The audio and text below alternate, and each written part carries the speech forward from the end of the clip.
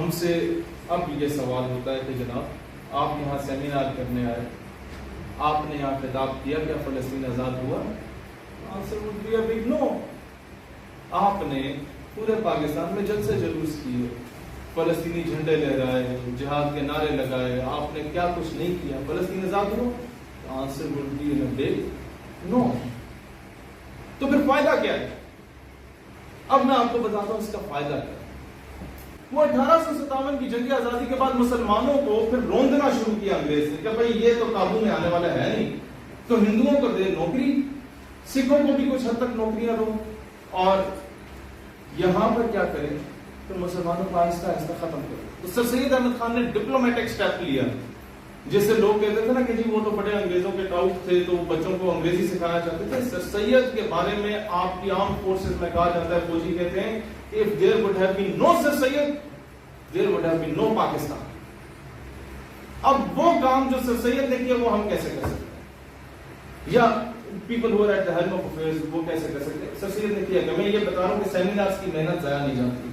سر سید نے scientific lab بنا دی, انگریزوں سے پیسہ لے کے, یار آپ انہیں مارو گے تو یہ ہر گھر میں 12 بیٹھے ہیں مسلمان, تو یہ آپ سے مارنے نہیں جائیں گے, لہٰذا مہربانی یہ کریں کہ ان کو آپ اپنے ذہنی غلام بنا دیں. وہ کیسے بنائیں گے؟ آپ انہیں انگریزی پڑھائیں, آپ انہیں تعلیم دیں اپنے کانوینٹ سکولز کی, تو یہ آپ کے پیچھے پیچھے بھاگیں گے, یہ مادہ پرست ہو جائیں گے, یہ اپنی دین سے دور ہو جائیں گے, تو آپ ان کے ذہنوں پہ جو ہے وہ حکمرانی کرنے کا آپ کے لیے ہو جائیں گے.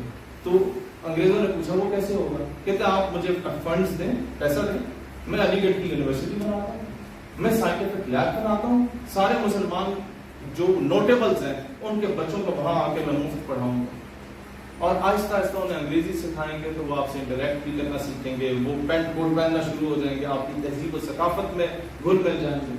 انگریز نے کہا تو بہت اچھا ہے. سر سید نے وہی کچھ کیا, انگریزی بھی پڑھائی, مسلمان کے بچے کو پینٹ کوٹ اور ٹائی بھی پہنا دی.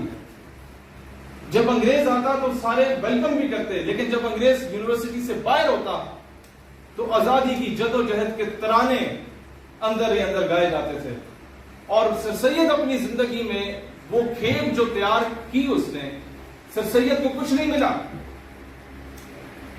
سر سید فوت ہو گئے, لیکن اس کے کئی سال کے بعد جب محمد علی جناح رحمۃ اللہ علیہ ہندوستان واپس آتے ہیں تو وہ سر سید کا علی گڑھ کا نوجوان پروڈکٹ کی صورت میں تیار ہو کے معاشرے کا حصہ بن چکا ہوتا ہے, اور قائد اعظم کو تحفے کے طور پہ مل چکا ہوتا ہے.